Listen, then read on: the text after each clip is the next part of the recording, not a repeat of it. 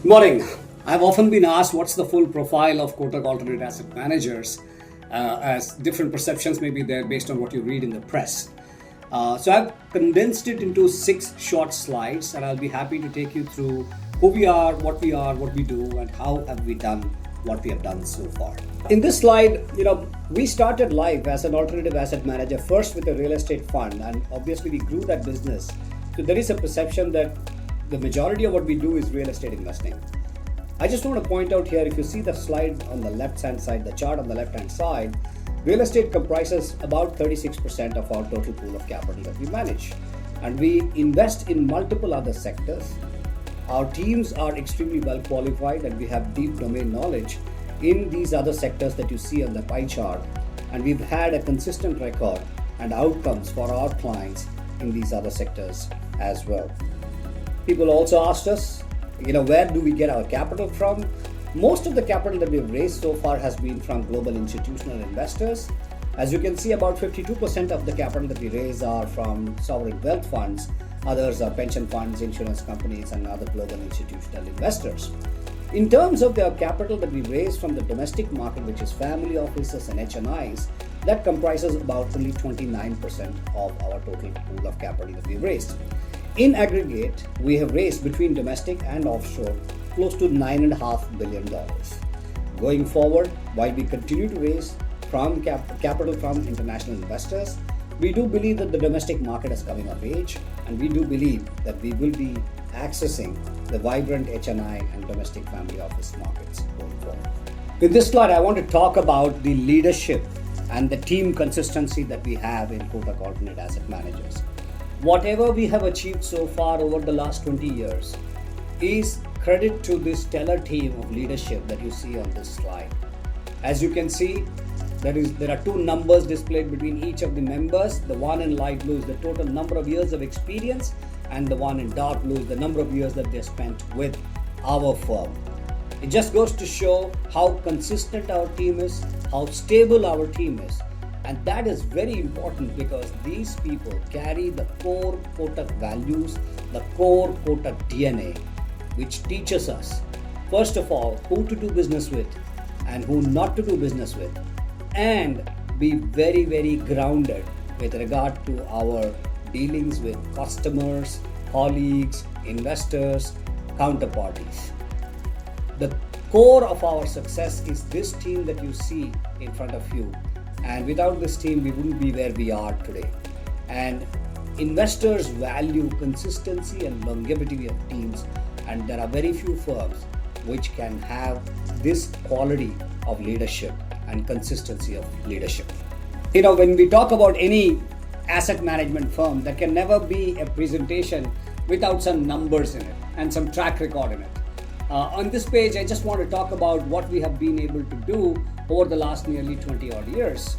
As you are already aware, the majority of the capital that we manage so far is in various credit strategies, whether it's real estate credit, infrastructure, performing credit, special situations, etc. And in aggregate, we've invested close to $4 billion in credit markets in India over the last 15 odd years. And we've had a 0 credit loss. We've invested across 89 transactions and 43 exits.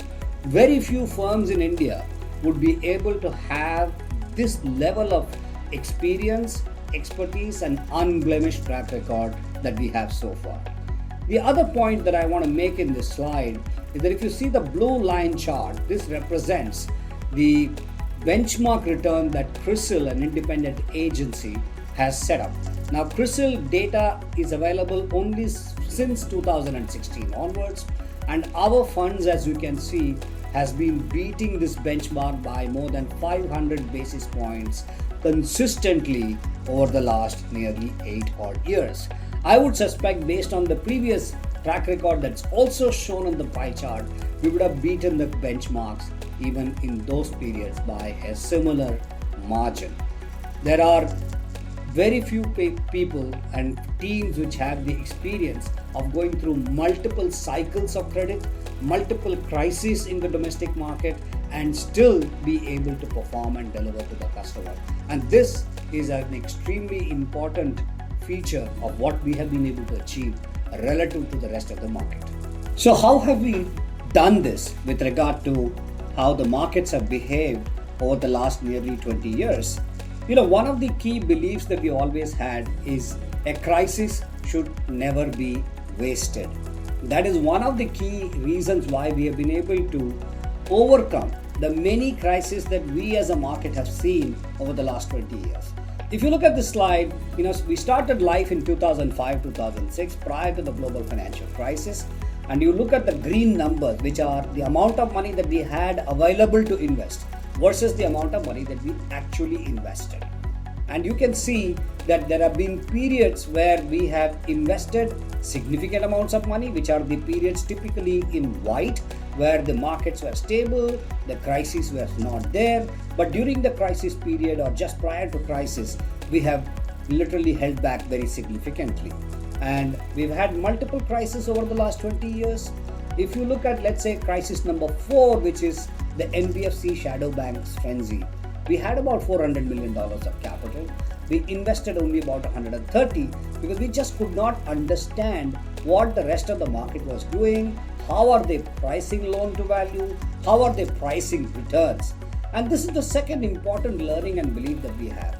If we do not understand something and if we believe that it sounds irrational, we would definitely hold back. And it's important for investors to understand that not investing is an equally important talent than just investing. And many investors have in the past asked us, commitment fee is something that a lot of investors hate to pay.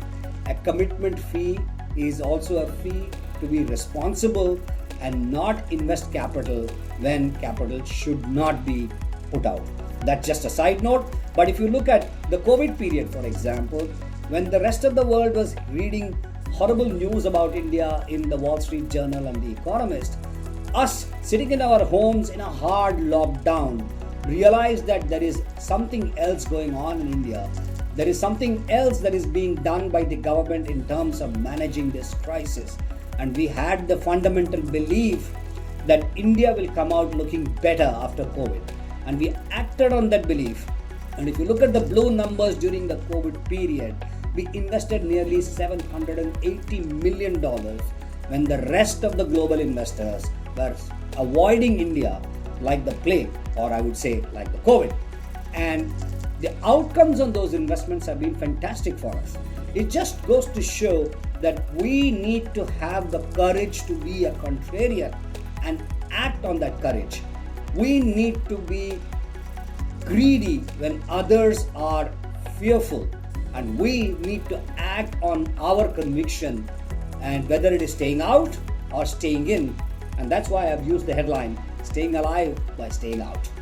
So, as a large alternative asset manager in India, focused on India strategy, what do we see and what do we do? I think the first is that we look at the big macro themes that create investment opportunities which are consistent, long-term, and which are scalable.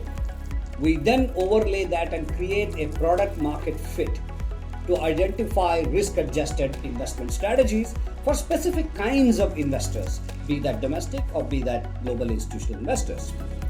We overlay that with what we call as a global execution. What do we mean by that? It's global standards of transparency, global standards of governance, but with local expertise and boots on the ground, local intelligence, native intelligence, and understanding. That's what we mean by a global execution on the products that we actually put out. In terms of high conviction themes that we think will work well for investors, not necessarily that we need to have a product for all of these, but at a broader level, I would say that the three big themes that we think we will want to bet on is that number one, there is a massive amount of domestic capital. Much has been written about the high net worth investors and family offices growing at a very healthy clip, but very little has understood about the institutional pool of capital, which last count is about $870 billion, lying with the likes of Life Insurance Corporation, National Pension Schemes, and Employee Provident Fund Organization, and there are many other such organizations. All of these have less than 5% of their AUM in alternative investments. And it is just a matter of time before more of that gets allocated to that. And because they are long-term liability products, they are likely to be purchasers of long-term annuity cash flow generating assets. The second big theme is that green energy. India has always had struggles with financing its energy requirements, being totally dependent on oil imports and in many occasions coal imports as well. But our commitments to green energy and what we want to do with regard to how energy is generated and how energy is consumed is going to be one of the biggest investment opportunities. It depends upon what your risk appetite is. It depends upon what part of the capital stack that you would like to play in. But in aggregate, this would be north of about $1 trillion of capital that's going to be required over the next few years. And the last, that geopolitics is redefining how the world is going to deal with each other, and that means that you got to be far more self-sufficient, i.e. Atmanirbhar in many things. COVID of course taught us that we need to look after ourselves and therefore life sciences, and of course the geopolitics of how the battle lines are now being drawn means that we need to be able to learn to defend ourselves, and the kind of defense that is required going forward is going to be driven more by AI, intelligence, robots, drones. So it's going to be a next level of defense strategies that countries are going to follow. Both of these is a big thrust area for the government, and they are encouraging domestic capital formation, they are encouraging domestic idea generation and investments, and these are going to be big themes in which capital is going to be required, and we believe that all these three would be very attractive for our investors. And so we come to the concluding slide, and obviously I cannot conclude without plugging in what we need in terms of support from all of you. In going forward in future, we're going to do more of what we have already done very well. If you look at the top half of the slide, essentially credit strategies, as you know, and we've been very successful in that. We are going to raise successor funds on the credit side, both on the real estate as well as on the special situations. If you look at equity strategies in India, it is in sync with what we believe are the themes that will really work well in India. We have deep experience and expertise in healthcare and life sciences. We have been consistent investors in this space over many years. In fact, in the last 12 months, we have invested more than 4,000 crores through various pools of capital across the value chain in the healthcare industry. This particular fund is likely to invest in early growth companies which are providing very interesting and innovative healthcare and life sciences solutions, both for the domestic market as well as the global market. There is a generational shift with regard to ownership of companies in India. A lot has been said in recent times by many influential voices with regard to what the next generation wants to do. We see that as an opportunity, and we think there is a very significant market opportunity at the mid-market segment to have controlling interest in companies or joint control with competent managements to build a business out of this. And the last piece is real assets ownership. What do we mean by that? These are essentially hard assets, whether it is office or infrastructure yield assets. Both of it is likely to generate very attractive risk-adjusted returns, and we see that as a very significant opportunity because it will finally feed into a very significant amount of capital waiting in the wings to buy income-generating, cash flow-generating assets. And this, to my mind, will be the profile of products that we will put to market in the next 12 to 18 months' time.